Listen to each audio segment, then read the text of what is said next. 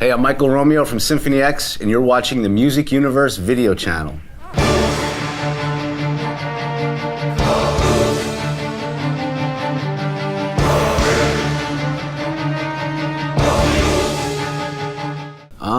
Well, to be honest, for me, I think for the band, it's a little unusual, you know, because it's like normally you would want everyone to hear the music and kind of become familiar with the songs.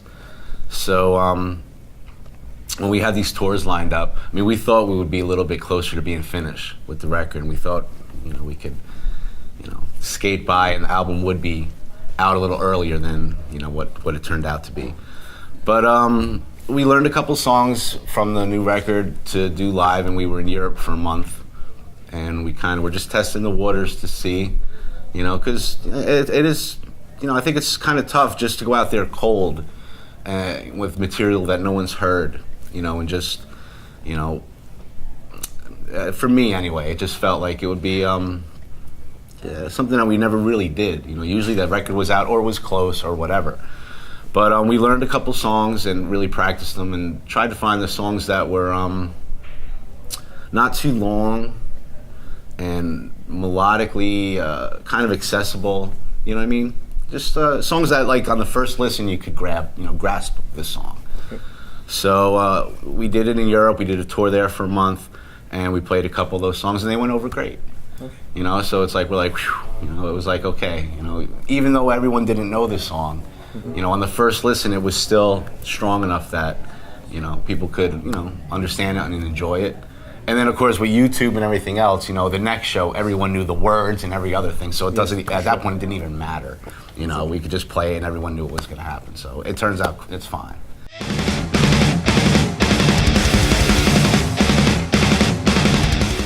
Yeah, I mean, this one's different. I mean, I think they're all different. I mean, we try to make them all different, you know, a little bit. You know, we don't want to totally not sound like us, you know, go too far.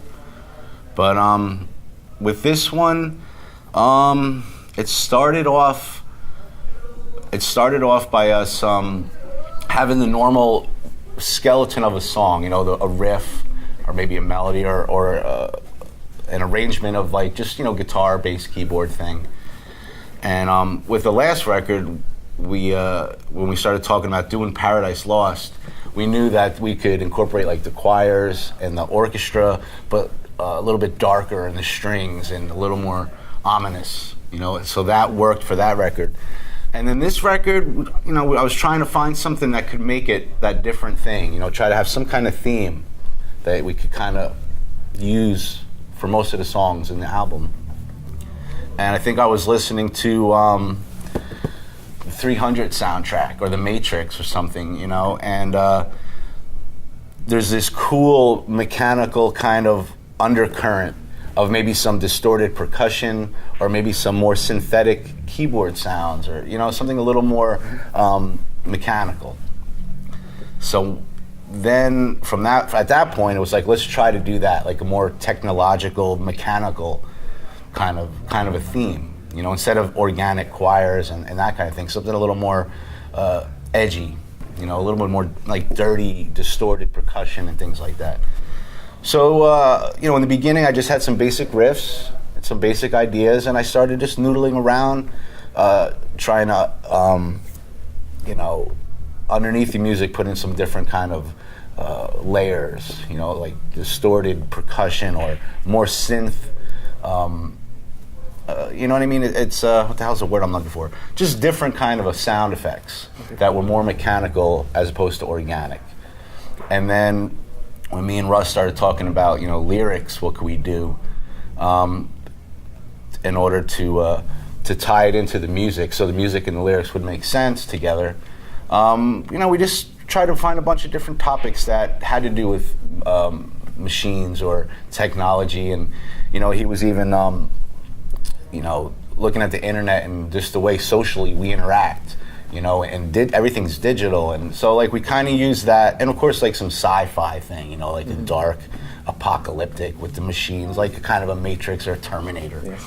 So I mean, we had all these different things, and we just kind of went along and, you know, found what lyrics would be cool for what songs. Some are definitely heavy, and and then some songs, you know, there might be some piano or something that's a little more of normally what we would do, and just try to break it up and make everything fit. But that's the thing with this record. It's like where Paradise Lost was the choirs and the dark orchestra and that whole good and evil, heaven and hell thing. This one's like more,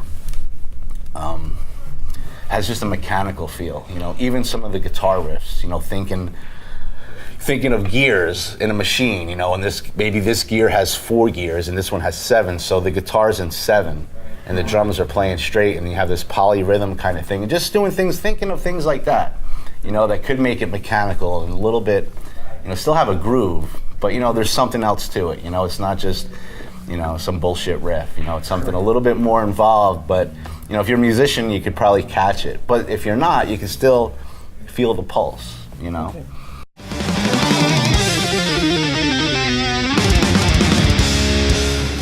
Yeah, well, yes and no. It's probably one of the more accessible songs. Like I said, that's why we've been doing it live too, because it's not too long, it's not too complex. It's the kind of song on the first listen, you hear the chorus, it's like, oh, okay, and then you know the chorus, and we picked it just for that reason, you know. Okay. But there's some stuff on the record, you know, there's the first song, Iconoclast, and it's long. It's 12 minutes or something. And it was just one of those songs that once we were in the groove of this whole machine thing, I think I started working on it, and a day later I pretty much had the whole thing done. And it was long, and it has all the machines and the choirs and everything. And usually I'll send it by the guys just to be like, you know, what do you think? You know, and I send it to Russ, and he's like, dude, don't touch anything. You know, this should be the first song on the record, you know, and it's just like, well, 13 minutes? It's like, wow. But actually, you know, and then I thought about it, I'm like, you know, that would be cool, because the first song on there, it starts with a little bit of the choir and the orchestra and our normal thing, you know, kind of an introduction. But then on some of this other stuff starts coming in, like some of these machine clanking and wrenches, and it's subtle, you know, it's subtle. But it actually is, it feels like a good transformation song from the last album to this one. So, yeah, so there's some long songs, there's some, you know, there's some things going on. There's some cool stuff going on, you know. I swear, sharp tongue severs like a razor, swimming in the sea of... Well, I mean, when we were working on the songs and we were writing everything, I mean, it always takes us a while when we're recording. You know, it always takes us a little while, and probably just because of the things I was saying. You know, we're experimenting. You know, we're trying to do different things, and this time was really long too, and it didn't. I felt like we were moving at a good pace, and we're like, you know, what the hell's taking so long? And we never timed how much material we had. Okay. You know, and then as things started wrapping up, you know, we're looking at the time of everything, and it was like 80 something minutes. Was it 84 minutes or something? I'm like, holy shit! We didn't think it was that long, you know. But now it's like, okay, that's what everything was taking forever. So at that point, we're like, this should be double record. Okay. You know, this shouldn't be like, let's put some songs away, because I think all of us in the band, it's like every song has something cool going on, you know. And it's like we try to do that too, not to have a song that's like, oh yeah, whatever, put it on, you know, put it later or put it on the end of the record. You know, it's like every song got to be good. And this one, I really think every song is strong, really strong. So it's like, all right, we got to keep this. It's gonna have to be a double disc. Okay, thanks. So what I'm saying, we wanted it to be a double disc, and you know, like some of the label guys, they're like, you know, we need to have both. You know, so the hardest thing for us was picking the ones that would be on the single disc. Okay. You know, as opposed, but to us, the double disc is the real thing.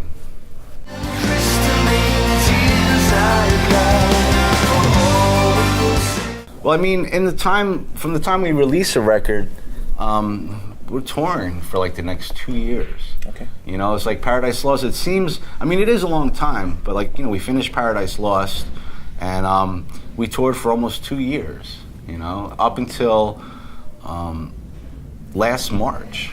You know, or the March before that, and then that summer we started the record, and like for us, a record is about a year.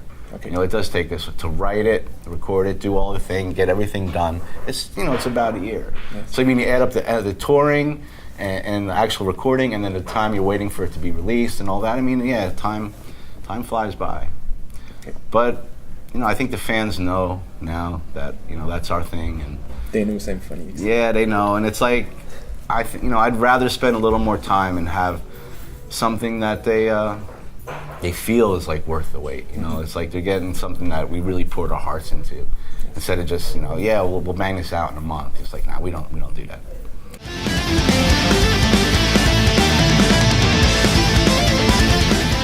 We knew we had to, you know, but it kind of, we knew Soil Work had dropped off early on. So we're like, okay, you know. And with Nevermore, you know, it's like, okay, we knew we would be able to play this amount of time and those guys could play this amount of time.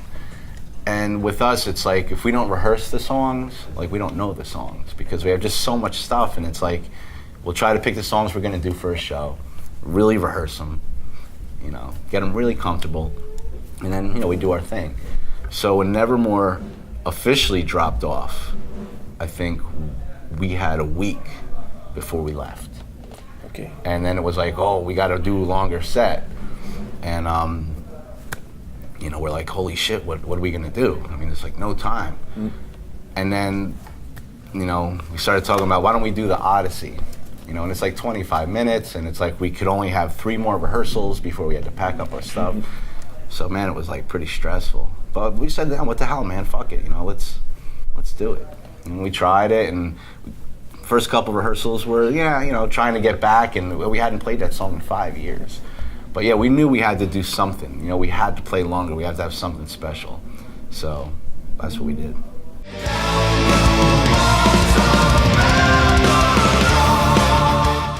Yeah, I mean, I think this time it was more of the time thing, you know, because we had already said, oh, we'll play for whatever it was, 75, 80 or something.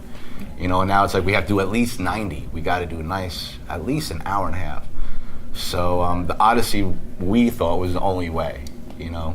The only way we could get a real long thing, and it would be great for an encore. It'd be special. We hadn't played it in a while. But like with, you know, 2 or 3 rehearsals, it was a little hectic, you know. Okay. But we did it.